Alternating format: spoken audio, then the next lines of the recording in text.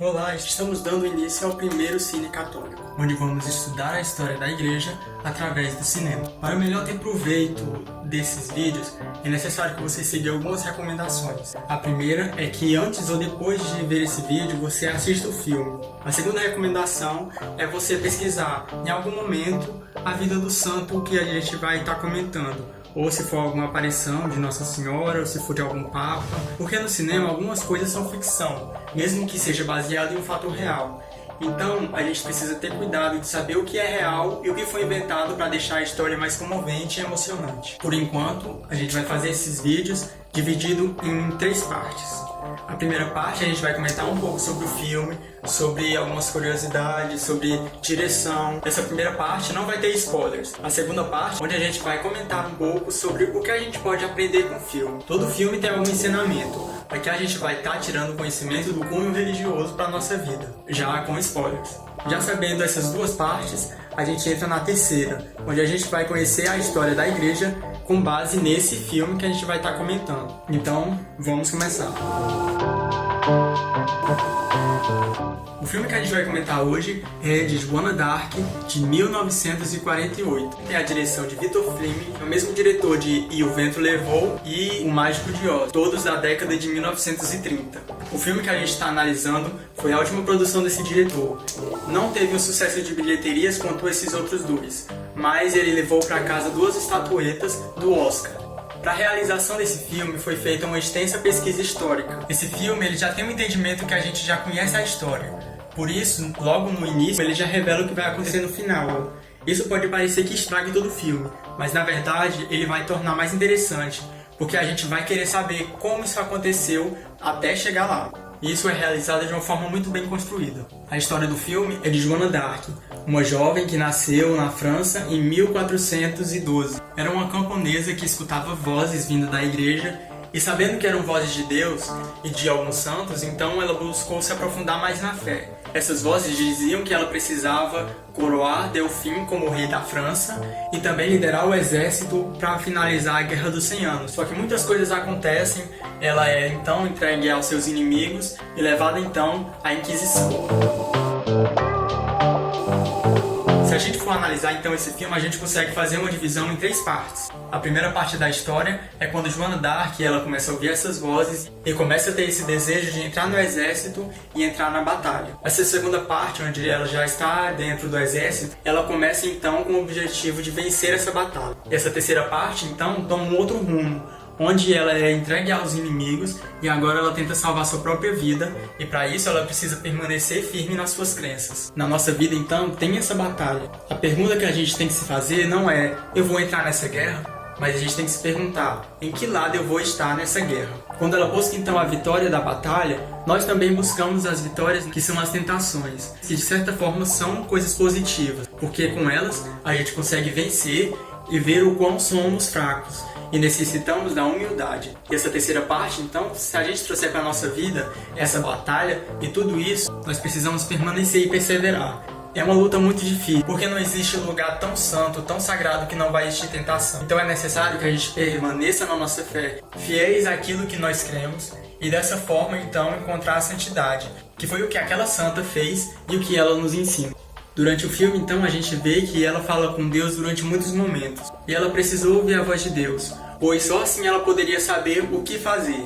Deus fala conosco todos os momentos, mas a gente não consegue ouvir porque a gente fica ocupado com outras coisas, muitas preocupações, e dessa forma a gente não consegue entender o que Deus quer nos dizer. E é necessário que a gente ouça, tenha o discernimento, pois muitas pessoas falam em nome de Deus, mas na verdade não é Deus que está falando.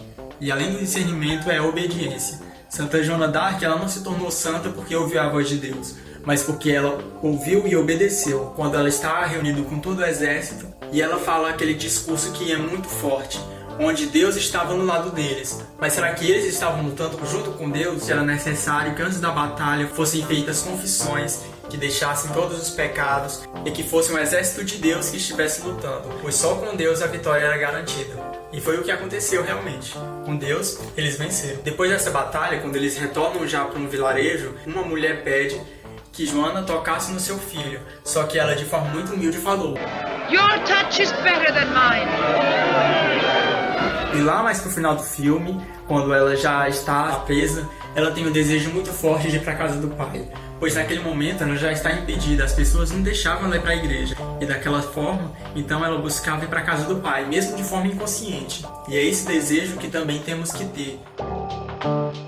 E algo também que o filme mostra é sobre a corrupção, pois aquele clero corrupto fez um julgamento injusto.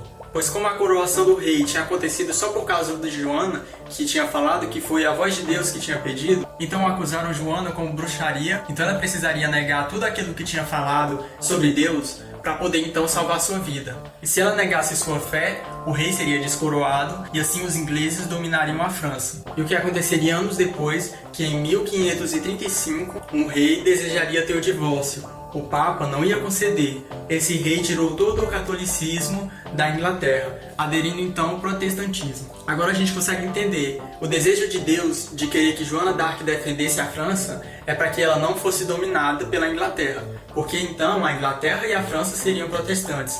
E praticamente toda a Europa se tornaria protestante, então o catolicismo deixaria de existir, e dessa forma a Igreja de Cristo não prevaleceria. Mas a gente sabe que a Igreja Católica, sendo Igreja de Cristo, não irá cair. Então Joana d'Arc pediu que aquele julgamento fosse levado a Roma.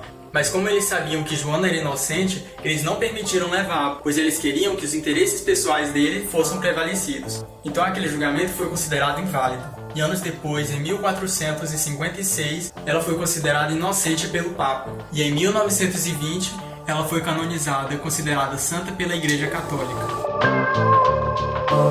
Esse filme, então, retrata a Idade Média. Eu estou me baseando nesse livro para contar um pouco mais sobre a Idade Média. No ano de 756, a Igreja recebeu uma missão política, no chamado Estado Pontifício, onde a Igreja, junto com o Estado, tinha uma união. O que acontece era que o Estado dominava mais do que a Igreja. A Idade Média, então, era chamada de Período das Trevas. Mas será que realmente foi um período das trevas? Esse termo surgiu com os iluministas, que se autodeclararam os iluminados pelas deusas, e dessa forma, então, o pensamento da Idade Média era totalmente errado, e eles eram contra a Igreja.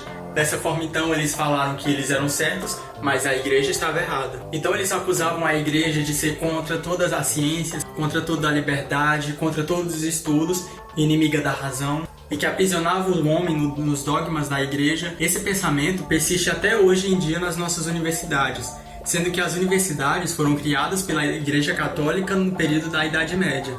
E os iluministas tomaram conta das universidades e distorceram toda a história para, de certa forma, mostrarem que eles estavam certos, mas a Igreja não. Sendo que toda a nossa civilização ocidental é formada a partir da Igreja Católica nesse período da Idade Média. Porque a Igreja, ela pegou tudo que havia de bom na cultura greco-romana, manteve, e para não falarem que eu estou apenas utilizando estudos católicos e livros católicos, esse trecho é retirado de um estudo de um historiador agnóstico, que nem cristão ele era.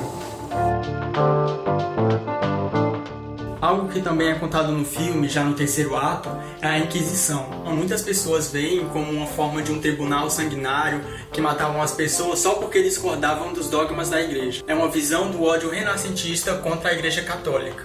Para entender a Inquisição, é necessário que a gente tenha a visão do contexto cultural daquela época, porque é muito errado a gente considerar um fato histórico com o nosso contexto atual. É como se pegasse algumas práticas de hoje em dia, levando para qualquer outro período do tempo, seria considerado um absurdo. Assim, é um absurdo pegar a Inquisição lá da Idade Média e trazer para os dias atuais. Então é necessário a gente ter esse cuidado de analisar cada fato segundo o seu contexto histórico. Como já comentado, a Idade Média era um período onde a Igreja tinha associação com o Estado. Então, as heresias eram consideradas também crimes civis. Portanto, o Estado tomava as providências quando acontecia alguma heresia. Uma heresia que aconteceu naquela época foi o gnosticismo. Essa heresia diz que existem dois deuses, um deus espiritual, onde é criador de todas as coisas espirituais e todas as coisas espirituais são boas, e o deus material, onde criou todas as coisas materiais e todas as coisas materiais são ruins. Então, a partir disso, os gnósticos começaram a tentar destruir tudo aquilo que era material. Eles eram favoráveis ao suicídio, ao aborto, invadiam vilas, incendiavam e causavam toda uma destruição. O Estado e a população, revoltados com tudo isso, decidiram fazer justiça com as próprias mãos. E a partir disso, muitos inocentes foram mortos. A igreja então começou a intervir. Inquisição significa investigação. Era como um tribunal onde investigavam uma pessoa, junto com muitos juízes, doutores daquela época. Se a pessoa fosse considerada inocente, ela recebia o perdão. Então acho que é isso. Eu quero pedir muita ajuda de vocês para compartilhar, deixar o like de vocês, porque eu preciso saber se realmente vale a pena fazer esse trabalho, que leva todo o estudo para preparar esses vídeos, e eu quero pedir a ajuda de vocês para que eu possa então melhorar. Se você ainda não assistiu esse filme, assista. Joana d'Arc de 1948. Então, fiquem com Deus e até mais.